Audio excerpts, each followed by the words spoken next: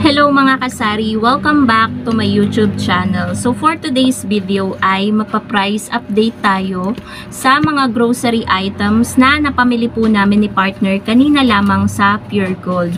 Yes po mga kasari, napaaga yung pagpunta namin sa Manggahan. Dapat bukas pa. So nag-Genstar din kami. Pero ngayon guys is mga grocery items ng Pure Gold yung i-update ko sa inyo kung magkano ba ang puhunan.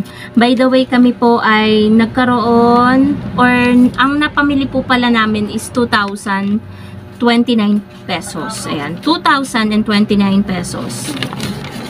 So, meron kasi ako guys mga napansin dito na merong bumaba at meron ding tumaas. So, iisa-isahin ko sa inyo guys yung mga items na yon.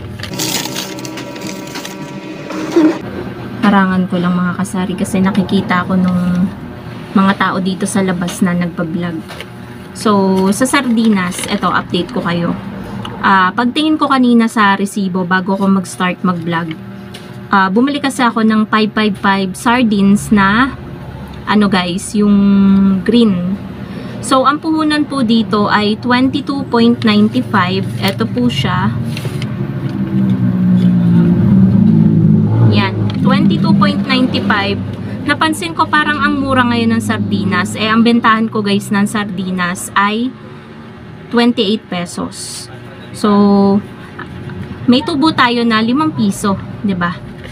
Tapos, yung Bigo, kumuha din ako guys ng green, 23.50 ang puhunan. Lahat ng sardinas ko guys is 28 ang bentahan ko. Tapos, yung mega sardines na green din, 23.75. Mas mahal na po ang mega kesa sa Ligo. So, yun po ang aking napansin. And napansin ko din po sa San Marino na 85 grams yung easy open, yung maliit. 29.50 na pala yung puhunan niya. Bali, 250 lang pala ang tubo ko dahil ang bentahan ko po nun ay 32 pesos. So, gawin ko siyang 33 para meron naman akong 350. Kasi kung 250 mga kasari. So, kung 250 lang, parang masyadong maliit, 'di ba? Yung patong ko doon sa ano. Syempre, 'di ba, nagagasolina pa yung sasakyan natin, yung munting motor natin. Tapos, ito, yung mga presyo ng biskwit. Ang Hansel Mocha kay Pure Gold ay 59.30. Ang mga ano ko guys, yung mga ganitong puhunan, ginagawa ko na ring 8 yung bentahan ko. Wala na po akong tag 7. Tapos etong cream O, ang bentahan ko guys ng cream O is 10. Kung 9 sa inyo, kanya-kanya po tayo ng presyohan. So 74.25 ang isang balot. Tapos ang Presto naman po, i-round up na natin to 58 pesos kasi 5 centavos na rin naman lang ang kulang sa puhunan. So 7 ang bentahan ko ng Presto. Ang langaw na naman. So bumili din ako ng Copico Brown Twin Pack, isang haba, 135.75 ang puhunan kay Pure Gold. Binabenta ko po siya ng 16 pesos kada twin pack. Tapos ang Pochi ko guys, piso isa pa din. Kasi 34.75 yung puhunan niya. Tapos bumili ako ng mga Nagaraya, iba't ibang flavor. Merong hot and spicy, merong adobo, barbecue at garlic. Ang bentahan ko po ng Nagaraya ko dito is 14 pesos.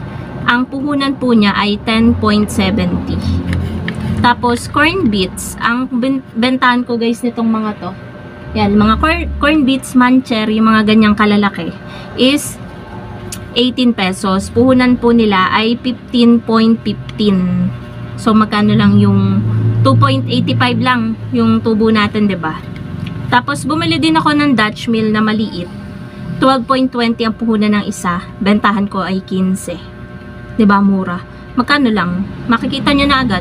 Meron lang akong 2.40. Tama ba, mga kasari? 2.40. 2.80. Ganyan. Ano nga natin, hirap namang ayan. 2.8 nga. Tapos Yakult, bumili lang ako ng isang ang Yakult ko 12. Tapos, bumili din ako ng Calchis. Ito, update sa presyo ng Calchis. Kung ako sa inyo guys, hindi ko siya ibebenta ng 15 kasi magkano na lang yung magiging tubo nyo, 1.25. Dahil ang puhunan na po ng Calchis ay 13.75. Kaya po lagi po tayo magche-check ng ating mga resibo. Magic Sarap, kumuha ko ng dalawang bundle na may 16 sachet. So 77 na po ang puhunan ng Magic Sarap. Pang size ko naman po ang Magic Sarap. Kumuha din po ako ng mga pansit canton. Puhunan po niya 84 divided by 6, 14 pesos. Pansit canton ko 16. So, dos lang ang patong ko mga kasari. Kumuha ko ng chili mansi, sweet and spicy. Ayan. Tsaka calamansi. Tapos yung Lucky Me beef at chicken, 52.50 ang puhunan ng 6. 8.75 ang puhunan. Kaya guys, ang aking Lucky Me beef at chicken ay 11. Hindi po 10. Pero alam ko sa iba 10 pa rin. Pero sa akin guys, gaya nga ng sabi ko, kanya-kanya tayo ng pagpipresyo. 11 sa akin ng Lucky Me beef at chicken. Tapos ito guys, ang napansin kong nagtaas, yung Rebisco na Bravo, yung Bravo na biscuit, 61.25 na yung puhunan niya. Pero pang 8 ko pa rin siya. Tapos yung patis, yan, puhunan ng patis, 30 ko binebenta yung 350 ml na Dato Puti. Yan, 25 ang puhunan. Meron tayo 5 piso. So, yun mga kasari. Yun lang yung mga pinamili namin ni partner sa Pure Gold. Di ba ang konti, mga kasari? Pero, nasa 2,000 na agad siya. Kaya, ngayon talaga guys, napakamahal na ng mga bilihin. Kaya, parati po nating i-check ang resibo. Yan po yung mga napansin ko dito sa mga pinamili. Pansin ko talaga kay Pure Gold, nagmumura talaga yung mga sardinas nila. Pero sa ibang items sila bumabawi. Tapos ito pala yung apritada. Hindi ko pala na-share sa inyo guys yung puhunan. 27.25. Bentahan ko 32. Dati pa naman akong 32 ang bentahan guys. Ako mga kasari, kapag nagtataas ako, nagtataas talaga ako kapag nakita ko yung item na tumaas talaga, na malala talaga yung itinaas, na hindi lang sentimo. Doon ako nagpa-price increase kapag tumaas siya ng piso, 2 piso, ganyan. Nagpa-price increase ako. Pero kapag sentimo lang mga kasari, iniisip ko pa kung magpa-price increase ako. Kaya kayo, mga kapwa ko tindera, kung nahihirapan kayo magpresyo, mas mahirap kung wala tayong kinikita. 'Di ba? Kaya lagi nating iisipin kung kumikita pa ba tayo sa item na to, sa item na yon, sa item na yan. Lagi po nating i-consider yung kikitain po natin. Second is, tsaka natin i-consider yung customer. Diba mga kasari? Yung kita muna natin bago yung customer. Kasi ang customer naman makakaintindi naman yan dahil alam naman nila na patuloy ang pagtaas. Parang 2 o 3 taon na bang tumataas ang mga paninda. Wala naman tayong narinig na bumaba, 'di ba, mga kasari? Lahat nagtataas. So, yun lang naman mga kasari ang ating vlog for today. Hindi na po ako nag-haul or nag-vlog sa pag-alis namin kanina. Kasi para mabilis na rin kaming makauwi kasi nasa lagpas 10:00 na po kami nakaalis. Kasi guys, inasikaso ko pa yung mga alaga namin dito, pinakain ko pa. Kasi yung isa kong alaga dito, yung tuta, na 4 months pa lang na tuta, anak nung aso namin sa labas, si Pritzy. So yung tuta niya, 7 yung naging anak niya or 6. Isa na lang yung natitira tapos dinapuan pa ng ng sakit. Tumamlay kumain, tapos nagsusuka, ganyan. Tapos ngayon, buti na lang ngayon guys, medyo okay na siya. Naghahanap na siya ng pagkain pero hindi ko pa binibigla yung tiyan niya. Hindi ko pa binibigyan ng mga hard na, alam niyo yun, na pagkain, yung mga matitigas.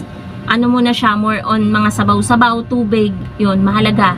Mahalaga guys, kapag nagkasakit yung tuta nyo, yung aso nyo, na mahalaga na hindi mawawala sa kanila ang tubig. Kung ayaw nilang uminom ng tubig, i-force feeding nyo mga kasari para mabuhay yung mga alaga nyo. Syempre, di ba, hindi lang naman yan basta alaga, napamahal na rin sa atin at parte na rin yan ng buhay natin. So, lalo na kung dog lover kayo guys, maintindihan nyo ko kung gaano ako mag-care. Kahit pagod na ako, inaasikaso ko talaga yung mga alaga namin. So, yun lang guys. Thank you so much for watching and happy selling po sa inyong lahat. Bye mga kasari!